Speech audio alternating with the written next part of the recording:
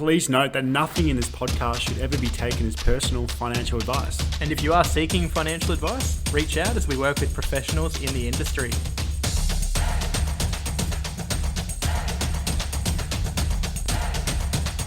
It's that time of the week again. Welcome back to another episode of the Finance Bible Podcast. We are your hosts. My name is Oscar and I'm joined once again with our fellow co-founder of the Finance Bible, Zeke. Good to see you once again. Bit of news in the media regarding a bit of restrictions easing in New South Wales. How are you feeling about it?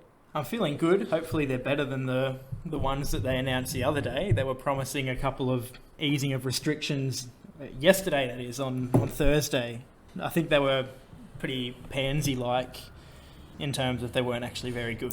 Mate, what's not good about, going to the park with 5 friends? No, better than nothing, but ideally we wouldn't be talking about COVID in every intro. True. Yeah, we do that. But the good news is on the 13th, fully vaccinated people, we are looking at a different living apparently. There we go. So whether that's actually good or not, I don't know. But you never know with these things. You never know. Let's just fingers crossed, all right?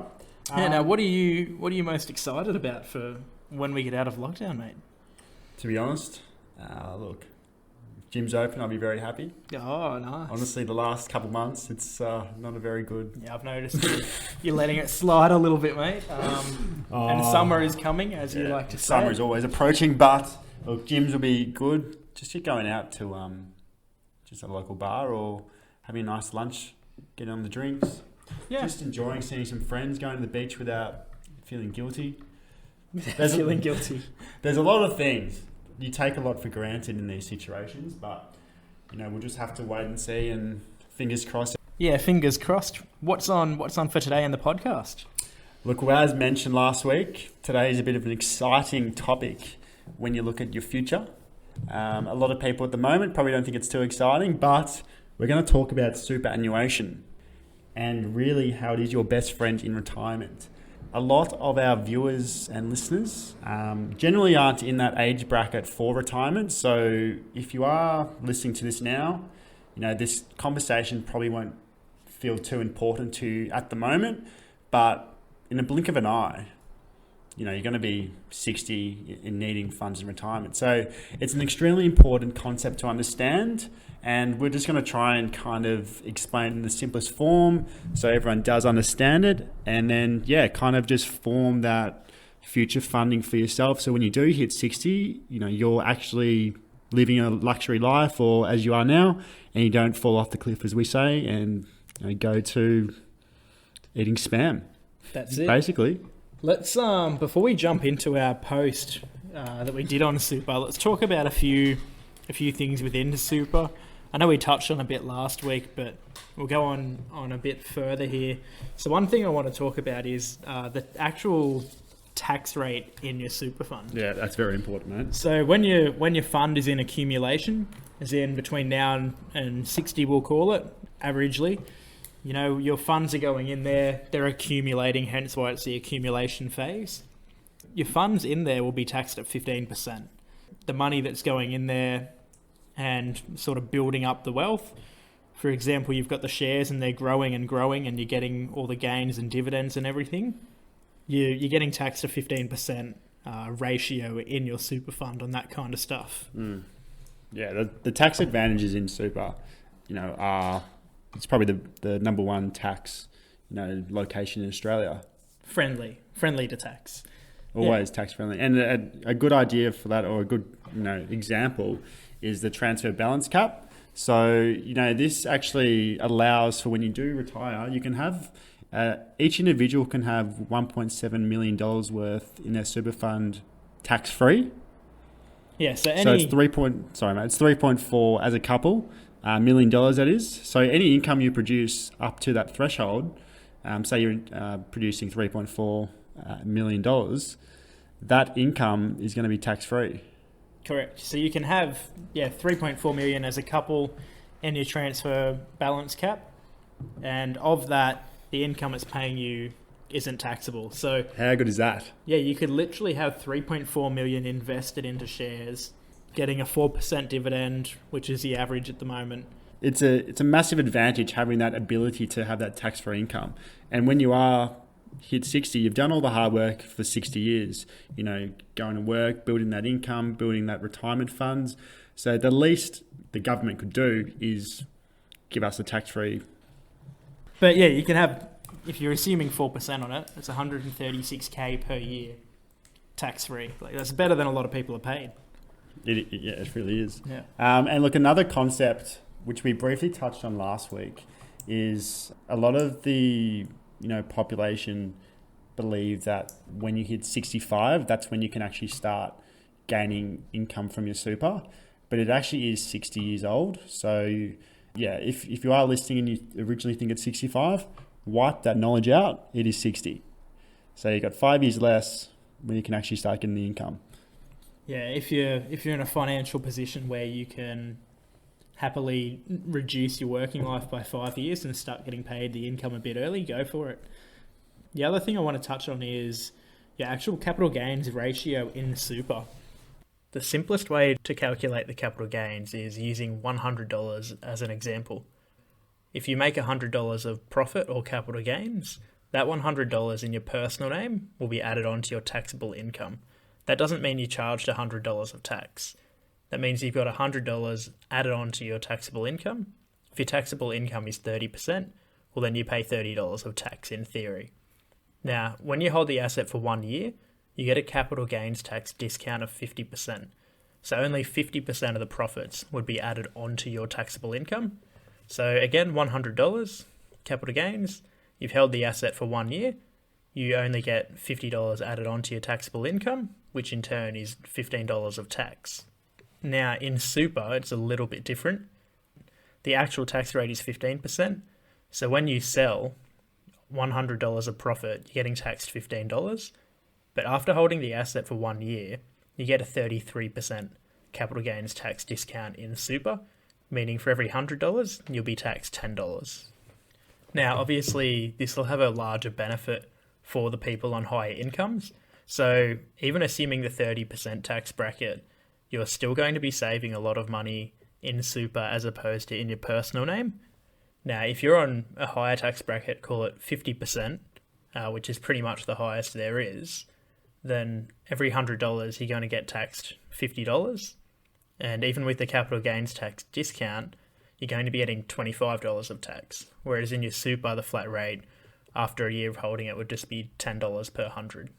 It's extremely beneficial, especially when you get into the higher income brackets, and then you can start looking at things like your salary sacrifice and all of the tax efficient methods that we can look into. With that being said, mate, a lot of our listeners are in the 20 to 35 year age bracket. So like ourselves, they are quite young.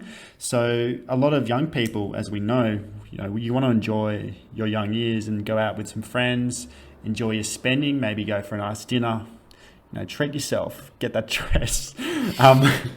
But or yeah, put on that 20-leg multi every Friday night before the NRL and AFL come around. Whatever makes you happy with your money, use it for that. But in the back of your mind, just remember, you will need your super when you retire.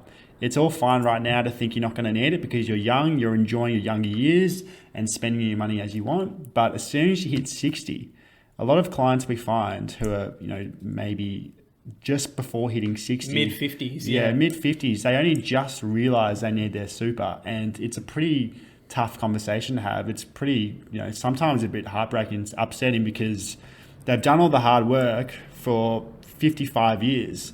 They thought they were in a good position, but, they haven't actually planned their super.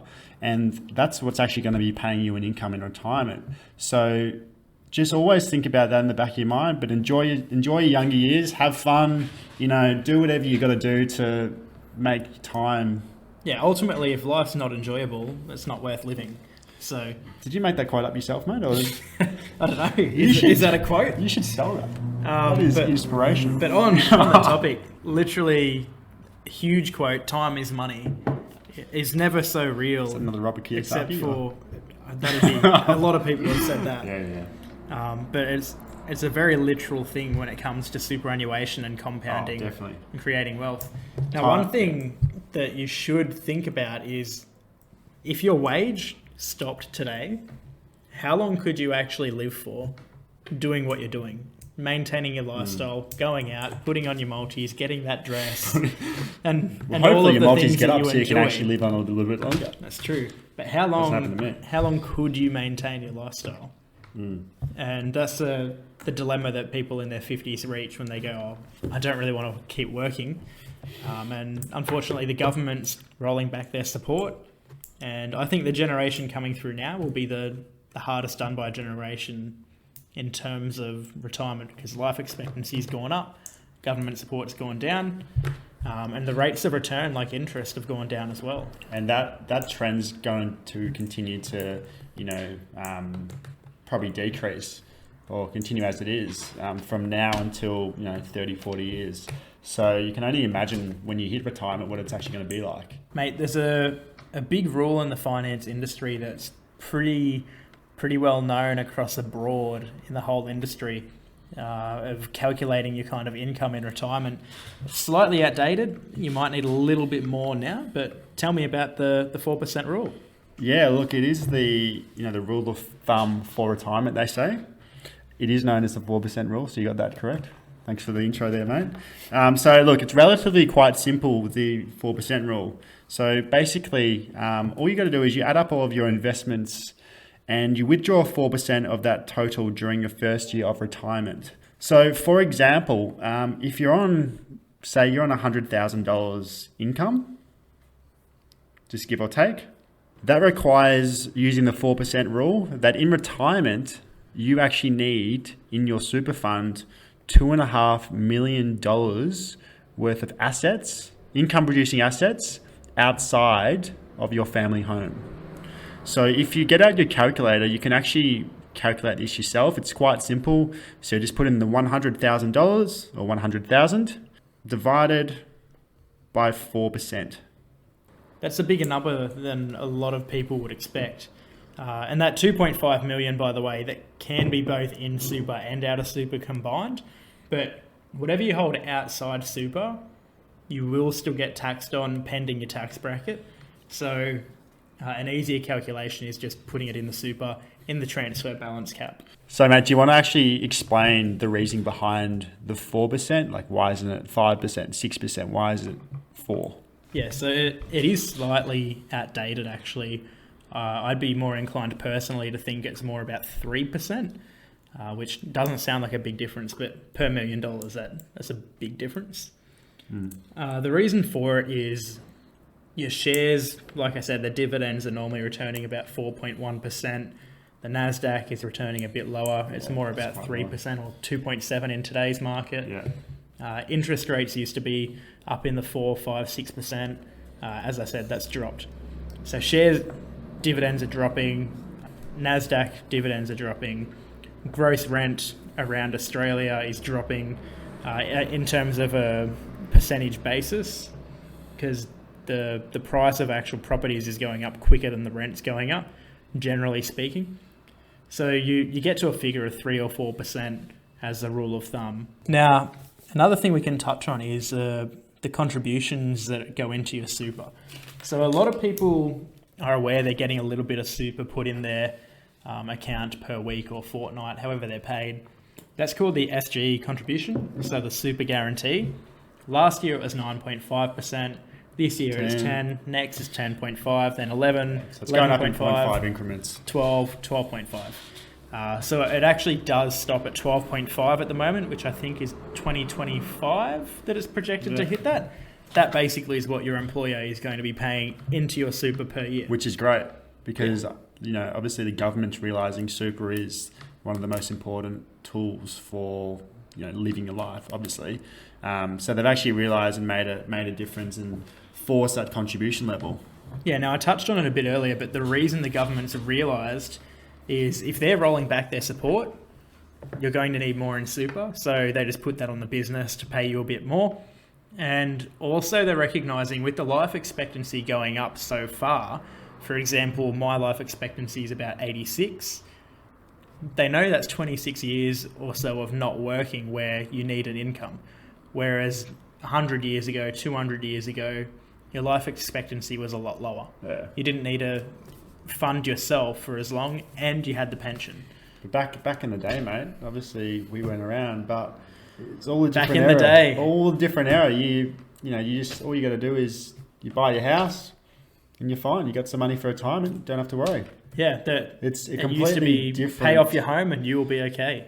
That's it, and that's how they lived for many years. But now, it's a bit hard. It's a lot harder for individuals like ourselves and everyone who's listening, because as we've mentioned before, the problem with the school system and the government and society at the moment, and a big reason why we're actually doing these podcasts, is no one actually learns any of this in school or university. So, going through school, we had no idea. So we're just trying to be that avenue so you get that knowledge, and you can probably listen to us on the train if you're going to work, having a bit of a workout, listen to our voices, serenade. Going to sleep. We'll sing you a little lullaby. But look, it's hard. We understand that no one really knows anything about it.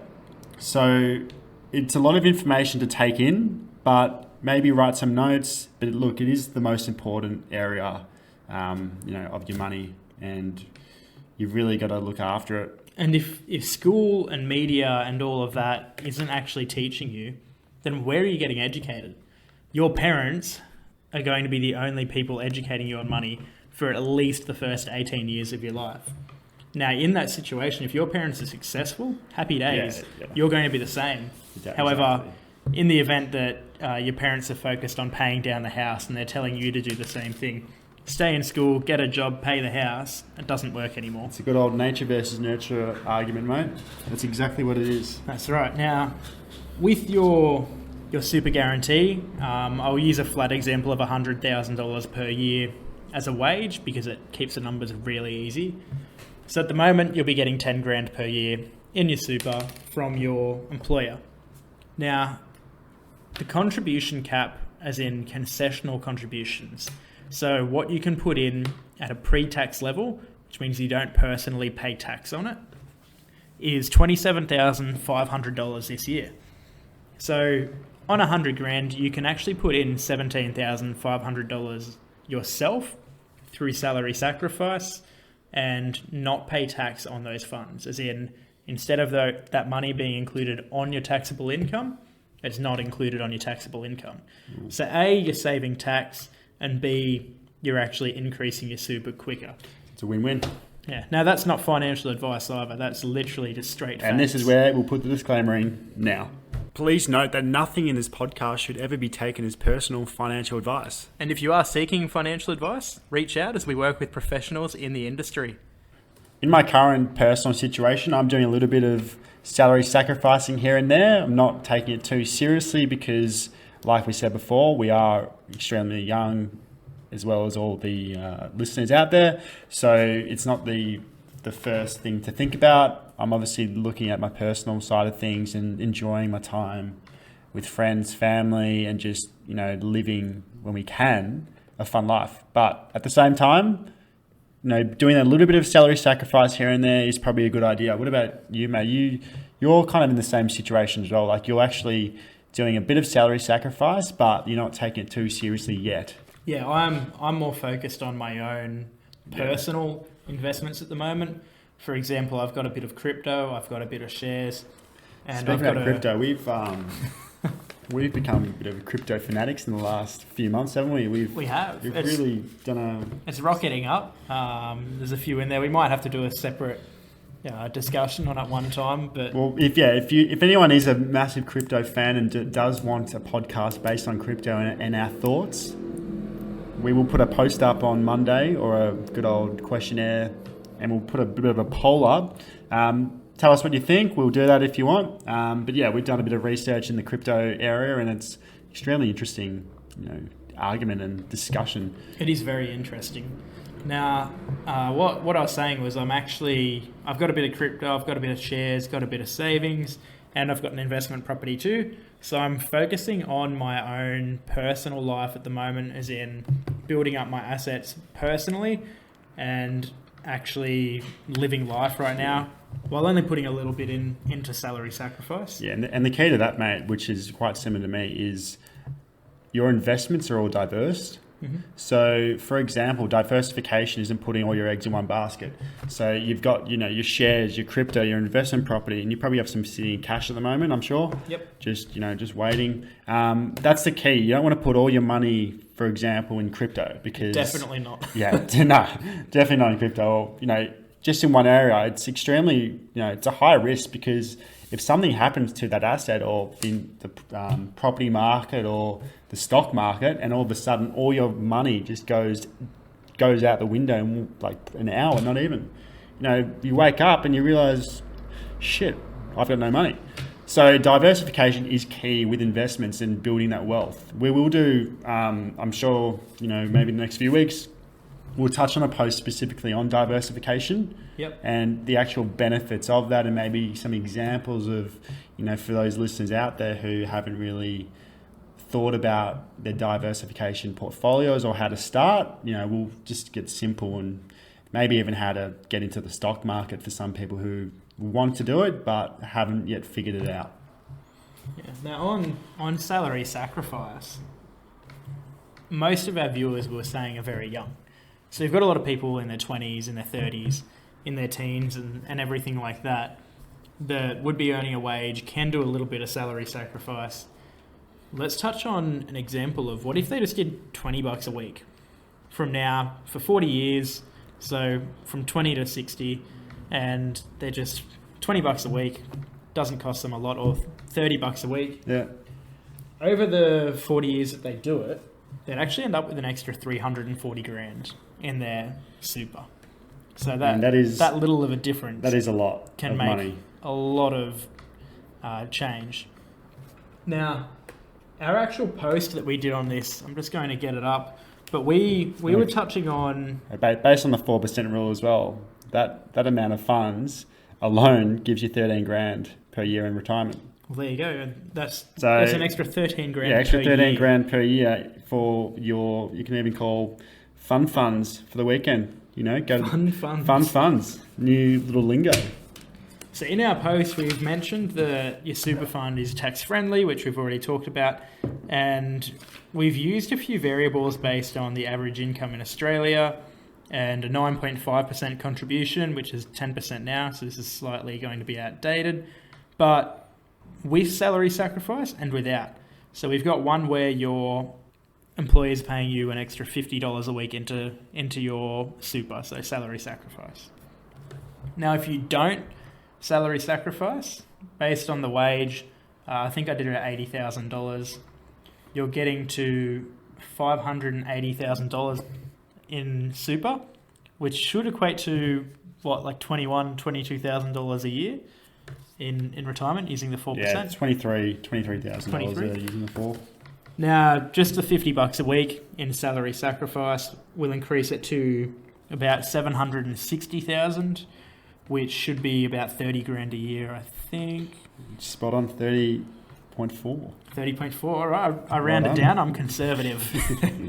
But yeah, they're the little differences that it can make in your life over time. So it's extremely beneficial to superannuation.